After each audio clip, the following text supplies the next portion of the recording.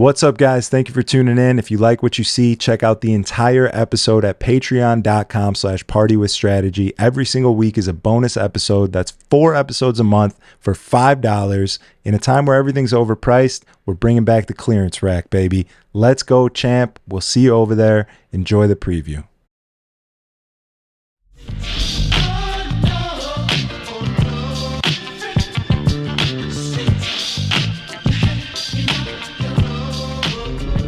Welcome back to the Party with Strategy podcast. Some boys that have been here recently are back. It's an exciting episode. I went on a small rant and I talked a whole lot of shit, and it was very purging and necessary, and it felt good. And I want to say you guys caught some strays.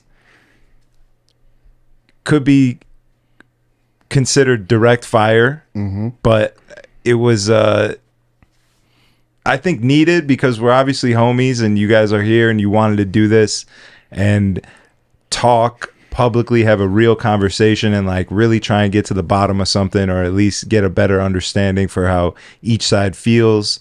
And if you missed that episode, it was a Patreon episode with Control. It's up there. You can check it out to get a full recap of what happened. But essentially, I was talking a whole bunch of shit about local booking companies, and you guys have been doing local bookings for how long? Man, I think ever since we started our brand, 2014. Yeah, 10 years. Who's our first client ever? Booking? Cuvée. Oh, no, 50-50. 50-50, bro. Oh, you guys started at 50-50? Yeah. That's where my girl used to work, for a 50-50 group. Didn't you used to play at 50-50? No, I never played there. I remember Lee Michaels played there. Some of Chicago's top DJs has played at 50-50, bro. Yeah. That's Caution is heavy. That's where they came out, man. Is that where Heavy started? Bro. For real? Apollo. Really? Damn, I didn't even know that. This is all gonna come. I'm glad we're here, bro. I'm happy we're here. Right. Good. Me too. Because I love you guys, and the whole point of this is not to argue and fight, but to talk like men and like really lay it out and get somewhere and have a better understanding for each other. Yeah, and I think we just understand that at the end of the day, we both have businesses. Like, they have similarities and they also have differences, right? Just like every business in the world. So I guess I will say that I know you sent me the episode, but I did not watch it just because I didn't want to have prejudgy thoughts or whatever coming into this. So, you know, whatever we talk about, for me, I know we had the little conversation over at Paul Blizzy's thing, but, you know, it's pretty much, you know, again, here to talk and kind of see where me and Sai come from. Obviously, hear your side and, you know, how everything works out. So, yeah, let's do it, man. All right, dope. Yeah. The DJ firm. Yep. Sai and Jem in the building, back for another round. Yeah. And so give me the smoke, man. I'll just start. I'll let you know. I mean, my issues came up really when, like, as a DJ trying to handle everything myself, right? I'm doing my own bookings, I'm creating my own content, I'm DJing my own shows, I got to do everything, and then I'm trying to build this brand, and my brand reaches venues or people that want me to be there, and they hit me up and they're like, yo, we want you to DJ here. I'm like, all right, cool, let's make it happen. You know, what dates do you have available? What's the budget? This and that. I start asking questions, and then I get redirected to, oh, our bookings are handled by the DJ firm or Treble Monsters or whatever it is, some other third party company, right? Then it takes away from my ability to be able to get myself booked easily and get the rates that I want. And like, now I'm having to deal with someone else as opposed to the place that wants me to DJ, right? Now I have to go through this other avenue to get things to happen. And it's tough because, like, scheduling wise, I'm trying to handle my own schedule, right? I'm hitting people up. All right, these are my availables. Hitting someone else up. These are my availables. All right, let me book you here. I get back to this person. This is no longer available, blah, blah, blah.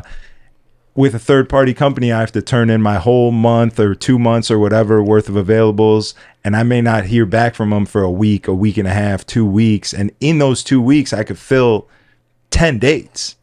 Now, 10 of the dates I had available are off this list, and they still haven't gotten back to me. So they might fill in something that I already booked, and now I got to tell them, oh, I booked that, it's already booked. And then they might hit me back and say, well, we already booked all of our shit, we don't have any other dates. Right. Now I just lost money. You know what I mean? That's one issue. Another issue is like, I want to be contacting and have discussion with the venue myself to plead my case of why I should get paid the amount of money that I can get from any other venue. Like, I'm not Friday, Saturday night, I'm not working for less than a certain amount of money because I can get that money. It's proven. You know what I'm saying? Like, everywhere I work is paying me more than $500 for a shift.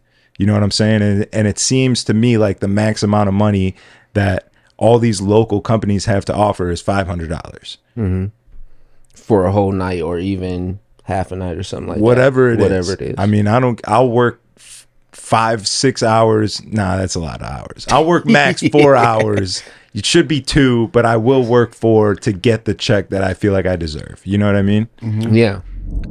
The Party with Strategy podcast has a brand new sponsor. Make sure you guys go check out Rendezvous Limousine Services for any of your travel needs around the Midwest. It's the best you can get, top notch. Let's be honest, everyone's a little sick of buying Ubers, getting charged for Uber X's like they're black cars, and you know, the market's just not what it used to be. You might as well go with your best bet, Rendezvous Limo Service. They got party buses, they got Sprinter vans, they got Escalades, they got Navigators. Only the best of the best. Make sure you check out Rendezvous Limousine. You can find them on Instagram at RNDZ Limo, or their website, Rendezvous Limousine. If you're grammatically challenged like myself, rendezvous is RENDEZVOUS. And we might as well do limousine as well. LIMOUSINE. Rendezvous Limousine, best you can get anywhere you want to go in the Midwest. Airport pickups, drop-offs, party buses, just going to see a friend. Do it in style. You know what I'm saying? Let's get back to the episode. Thank you guys for watching. All right, man. So let me kick this off.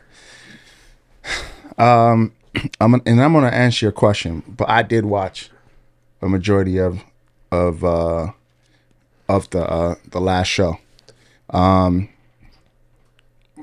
I would say is,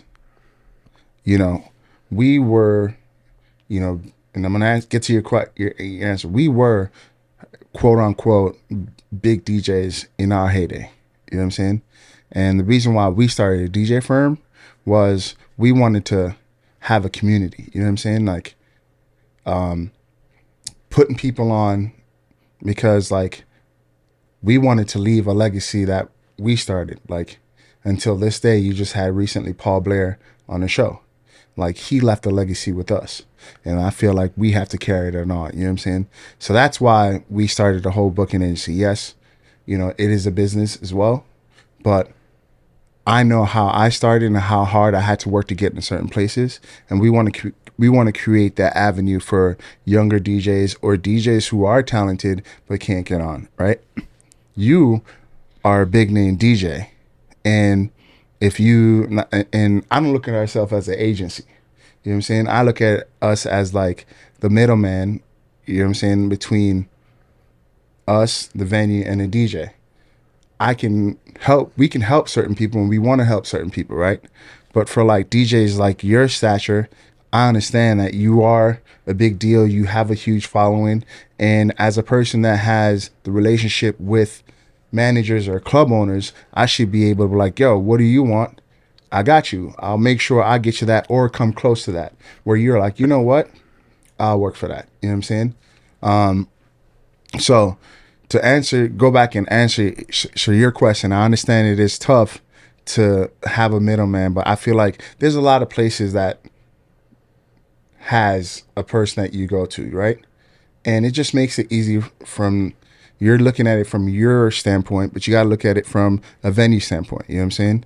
We've created an avenue for, let's just say, certain venues where they don't have to worry about all the stuff that you come with, like, oh, I got to invoice you, I got to pay you, I got to do all that stuff. You know what I'm saying? Mm-hmm. So like we've created where I'll handle it. I'll take that on the head, pause, and and deal with all that shit. You know what I'm saying? But at the same time, we were DJs. We understand where you're coming from, so we try to make it easier for you to have that done, where you don't have to deal with people now. For us, we have a lot of headaches that go with that. You know what I'm saying? Instead of you running around bugging the venue for a paycheck and stuff like that, you know what I'm saying? We take on all that.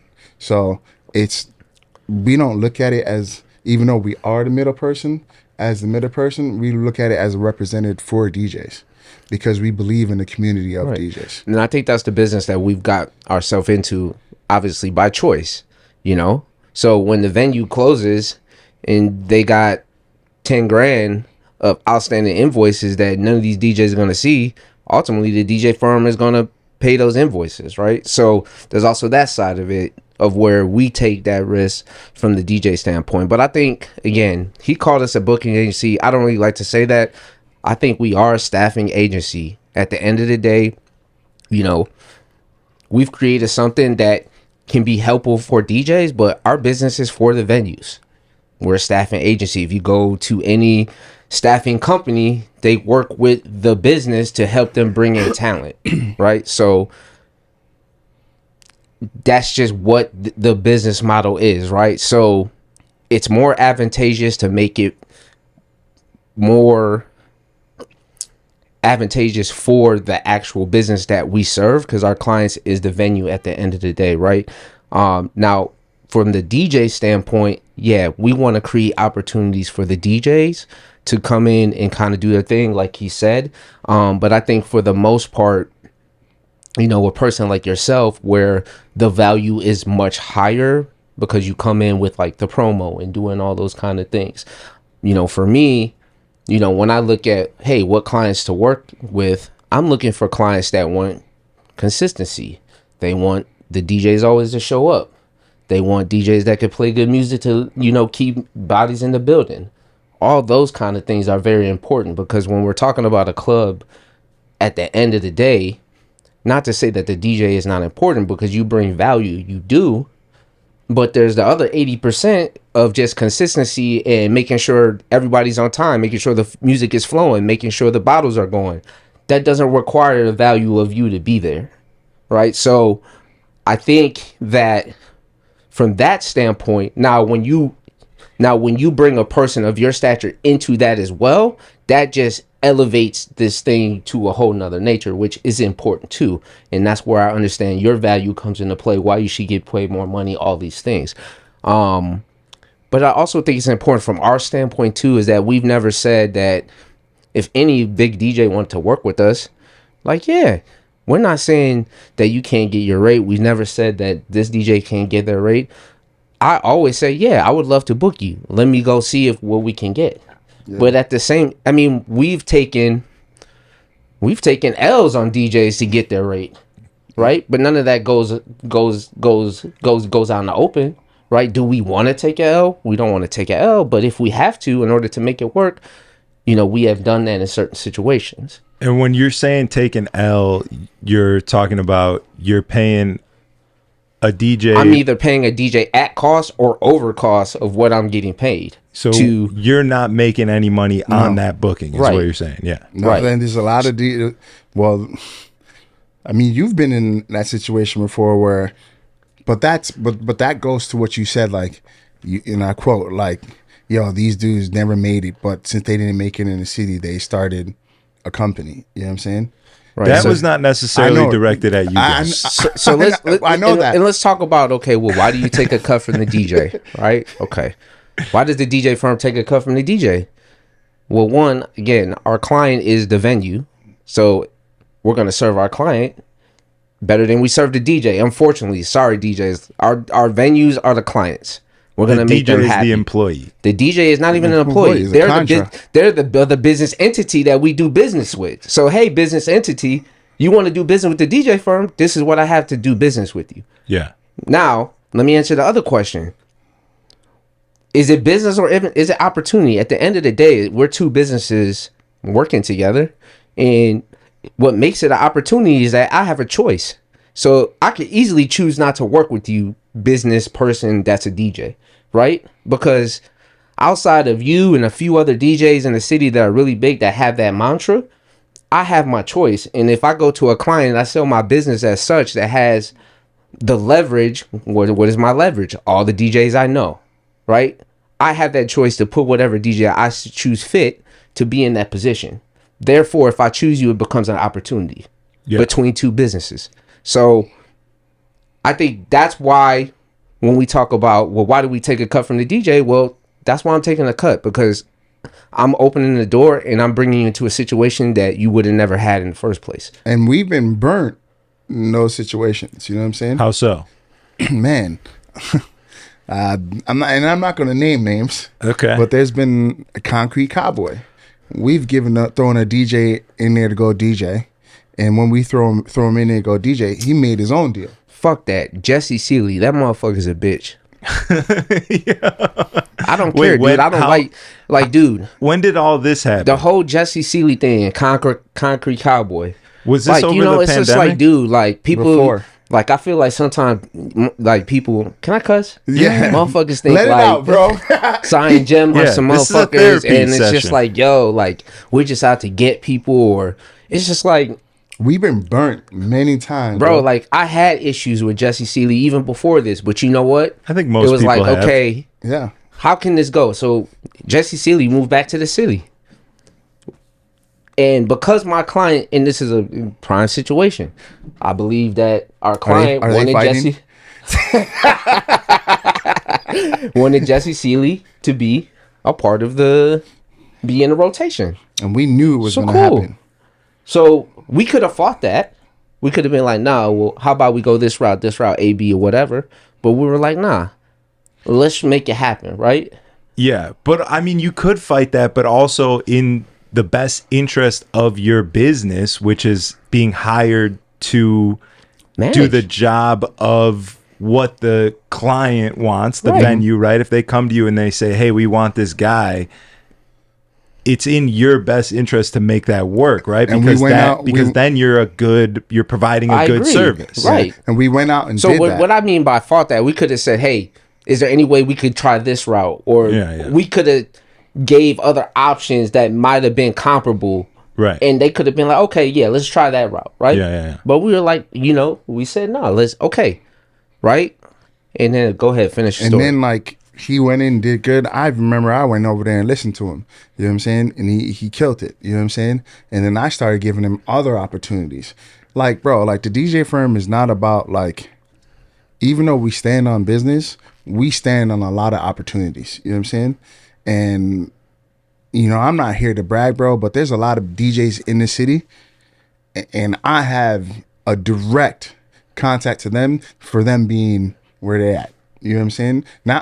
Not saying that they don't owe me nothing, but like I know I was like, yo, go play here, or I said, yo, you need you know what I mean? Opportunities. You know what I'm saying? And I'm glad you said that. It's like, and I've always told Side, like, none of these DJs don't owe us a damn thing, right? Because at the end of the day, we made profit, and we're a business, right? Yeah. And I think just based on that, they don't owe us anything, right? But still, there is that business etiquette of like, okay, like you provided opportunity to me, we've worked together. It's good faith, I think, is a true thing. And like, if DJs or whoever, if you don't know how to show good faith in a good business partnership, ultimately that stuff is gonna go south. Like, you know what I mean? Yeah. And another thing I wanted to put out there too, bro, like when I say like, yo, we've created opportunities, like I'm all about opportunity. And I'm actually extremely happy that we're on this platform. And like, I don't know if what I'm about to say now is about to like go left, but bro, there's a lot of DJs in the city that we've created opportunities for. And there's a lot of them that has never like picked up their phones. And I can name couple people right now. Like, Picked up their phones, how so? To say picked up thank their you, phone you and be mean? like, "Yo, Sai and Jem, you want to DJ here? Okay. You want me to put this money in your pocket?" You know what I'm saying? Yeah. We built this because we're here because of Paul Blair. You know what I'm saying? And me and this cat until today, if somebody asks, we mentioned Paul Blair. If we could put money in Paul Blair's pocket, Paul Blair is the first one we're calling. You know what I'm saying? It's DJ. For those that don't know who Paul Blair is, it's DJ White Shadow. You know what I mean? Like, Paul went to battle for us to make sure we're in where we're at. You know what I'm saying? And back in those days, I had to come out a percentage right off the bat before the month even started. And it wasn't just like no 20%. Like, I had to make sure I had to pay my dues to Paul Blair. You know what I'm saying? Like, Are you talking like the Music Trust days? Because he started the Music Trust, we right? were the start of the Music Trust. And you guys were on the Music Trust. It was me and Jim and Streets. So what I'm trying to tell y'all, like, did this shit. Like, we were the first DJs to sign the Music Trust. Right. You know what I'm saying? Like, it was me, Mike Felton, James Brown, White Shadow, Broadway Streets, and IROC. We were all fucking in the office on Chicago Avenue, and the Music Trust started, bro. You know what I'm saying? And like, when we saw that, we always wanted to try and start some shit. Start like doing what Paul was doing. Paul showed us that. We were the first ones to really see that. You know what I'm saying? And then we took what we learned from him. You know what I'm saying? And Paul Blair did that as a business, but we were like, yo, how do we get our friends on? You know what I'm saying? And I'm gonna be real, like, yo, back in the day, there was no black DJs in the city that was playing at Underground, that was playing at Manor and those places. You want to know who the three black DJs were? Rock City, Cy Young, and Jim. You know what I'm saying? So like, yo, we created opportunities for African American DJs to be in the all white clubs. You know what I'm saying? And Eddie Mills, rest in peace, Eddie Mills. You know what I'm saying? Yeah. Like, yo, we created that. And like, I'm not here to gloat none of that shit, but the reason why the DJ firm is here and I wanted to start the DJ firm was to create an opportunity for DJs. You know what I'm saying? When Caution is Heavy moved to the city, man, he was about to move back home. And I said, no, I got you. You know what I'm saying? Apollo. When Apollo came here, he was driving back and forth. Motherfucker rode a bike for 3.5 hours just to come out here and DJ. I got you. You know what I'm saying? Architect. You know what I'm saying? Put you on your first gig. Yeah. You know what I'm saying? Like, my tree, there's a lot of branches there. You know what I'm saying? Mm-hmm. But this comes back to what you said. We're booking these no-name DJs and blah, blah, blah. No, bro. We're booking the next Apollo. We're booking the next Heavy. You know what I'm saying? We're booking the next Strategy. You know what I'm saying? I forgot you. Nah, I'm joking. So we're booking the next Strategy. You know what I'm saying? Yeah. So like, if I felt certain way about the last podcast, it wasn't about what you said about us, because we knew we always had the floor to come in here and talk about it as homies, as friends. You know what I'm saying? But the knock that I felt was on the younger guys, bro. Yeah. Because those younger guys are looking up to you and see how to get there. The DJ firm just create that opportunity. And to last part, to that third party situation, you're looking at your roof shit right now. You're going through a third party. Sometimes you just gotta, you know what I'm saying? Make the connections to get where you gotta get. 100%. Yeah. I respect that and understand it for sure. And it is true. You are giving opportunities to young DJs, which is amazing, which is awesome. For me, I think that there's a missing link in the business, and that is to provide for when those DJs move on from being young guys and they start to take another step. Yeah, I mean, like. So I think, and I was going to get to that, I think that. Well, all right. Battle raps cause I've shaken grown men to the point that they can't even face their own friends. That's why they rhyme about jewels, not life, cause the ice on which they skating is so thin. That's what I love about the human soul. It'll usually show when the truth ain't told. Use a lie.